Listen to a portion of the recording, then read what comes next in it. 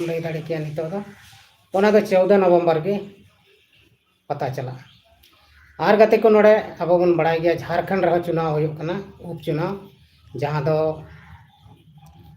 अबुरेन शिक्षा मंत्री रामदास सोरेन जहां को तहलन घाटशिला विधानसभा को उन्हें जितकर कते मंत्री बनाव कान तना मेनखाय चोट चंदुआ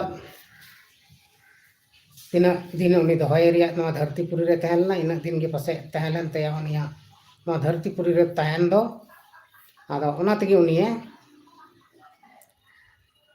इयना ची को मेना बंगा तलायना से चांदो हड़ाम टे चलावना नौका लेकाते तेहिं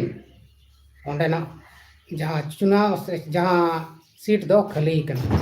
आदो खाली कना ओना इय तगी नितो उपचुनाव हुया कना आर ओना उपचुनाव 11 नवंबर हिल के हुआ